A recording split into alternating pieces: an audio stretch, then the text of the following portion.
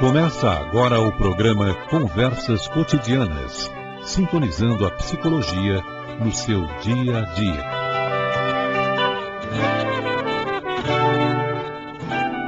Mundo virtual. Esse é o tema dessa edição no programa Conversas Cotidianas, com a psicoterapeuta Edilane Zamberlan.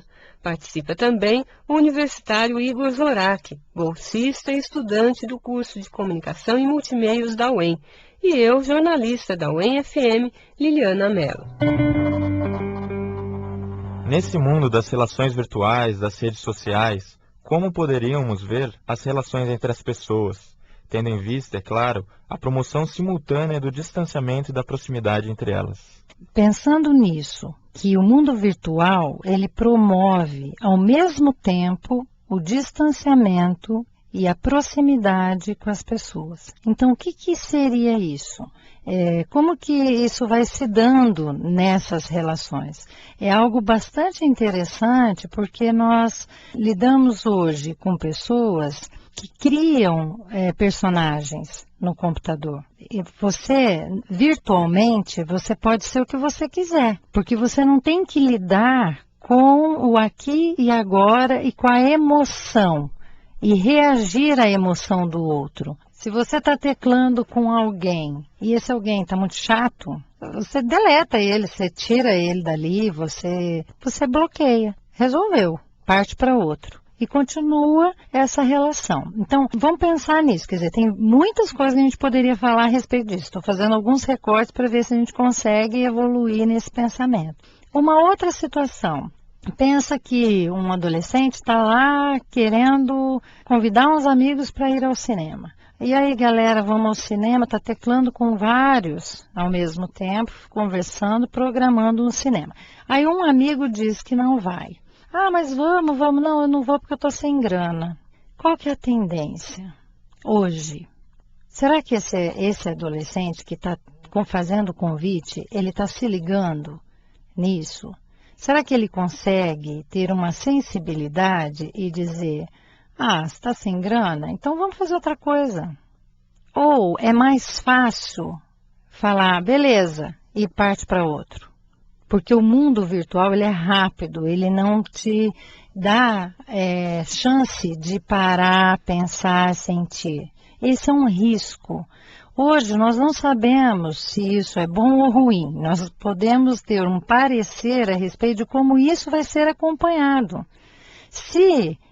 Aí volto a falar da família, se a família consegue, enquanto esse adolescente tem 12 anos, 13 anos, acompanhar isso e ajudá-lo a não se perder nessa rapidez e poder valorizar essa relação e poder ajudá-lo a sentir um pouco esse amigo, eu penso que temos grandes ganhos com o mundo virtual.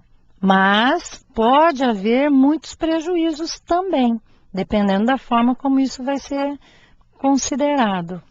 Resgatando o que você disse dos personagens virtuais que as pessoas criam, o que isso implicaria na personalidade do indivíduo? Então, a implicação ela é enorme, né? Assim, é lógico que a gente pode entender que a entrada no mundo virtual está interferindo na subjetividade do indivíduo, sim.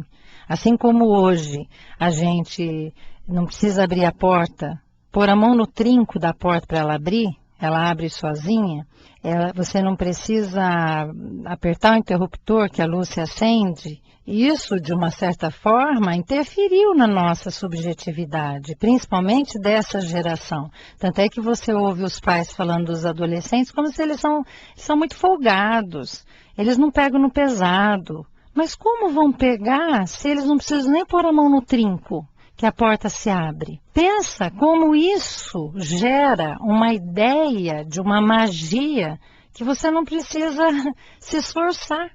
é muito diferente de outras épocas. Então aí os pais comparam, se colocam, na minha época eu tinha que fazer isso, tinha que ir na biblioteca, pegar o livro na estante, sentar, anotar para fazer trabalho escolar, tinha que escrever tudo no papel ao maço, e hoje não precisa mais. Você recorta lá os textos, monta e imprime e entrega para o professor.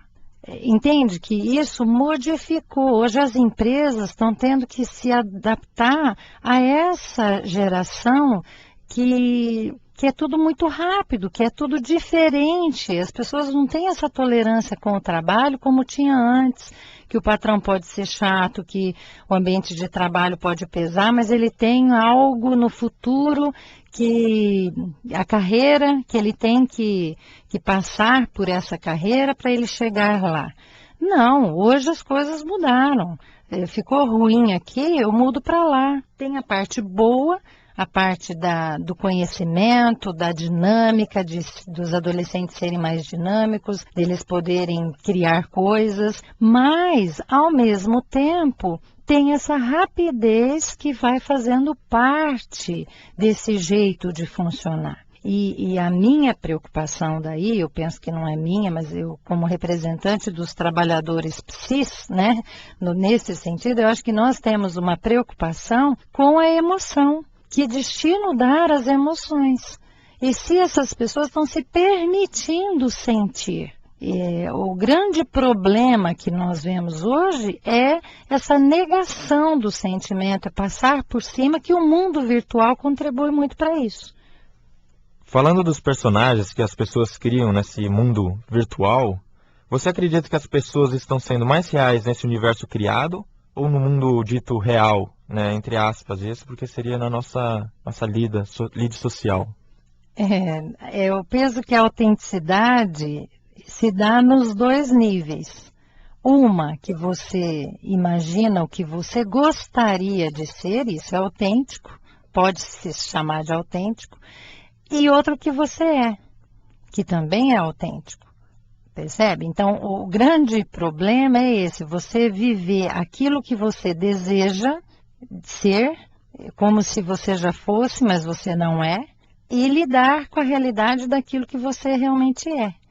Então, é muito comum adolescentes viverem na frente do computador como se tivesse uma rede de amigos enorme e ficar muito só. Essa contradição entre ter muitos amigos e ficar só, é isso que hoje nós temos que trabalhar, e é muito difícil, porque, por exemplo, um adolescente que aparece na clínica, quando você pergunta como é que é os amigos, eu tenho vários. Mas aí a hora que você vai vendo, então como é que é, me conta como é que é com seus amigos, aí você vai vendo que não existe contato pessoal, muitas vezes. E quando existe, é com grande dificuldade.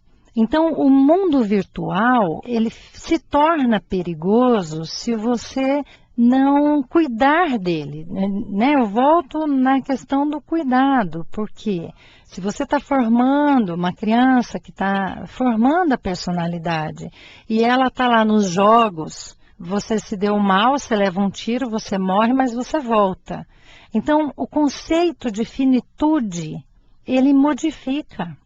A forma da criança lidar com o fim, ele modifica. Isso vai interferir na subjetividade dela. Não tem como não interferir. Então, os pais precisam estar atentos com isso e cuidar para que eles possam ajudá-la a processar. Então, por exemplo, a luta virtual não dói, não machuca. Estão até colocando sangue agora para ficar mais real, né? Mas a dor não existe. Aí você vê aquela criança que no mundo real, ele dá um chute na parede porque ele está com raiva. E aí ele quebra o dedão. Por que ele deu um chute na parede? Porque o chute na parede no joguinho é toda hora. Toda hora ele pode chutar a parede se ele quiser. Mas aquilo não tem consequências muito óbvias e muito concretas. Não tem dor. Mas no mundo real tem. E aí ele tem que se deparar com essa dor e com esse limite. Considerando que esse mundo virtual ele influencia na subjetividade do indivíduo, como a relação familiar poderia se inserir nesse universo? Como? Eu penso que vão ter que rolar no tapete para poder encontrar uma saída, um jeito. Não tem uma resposta clara. Tem pais, por exemplo, que relatam um contato maior com os filhos, porque o pai tem MSN, o filho também tem, e eles conversam no MSN e o filho às vezes conta coisas para o pai que ele não conta pessoalmente.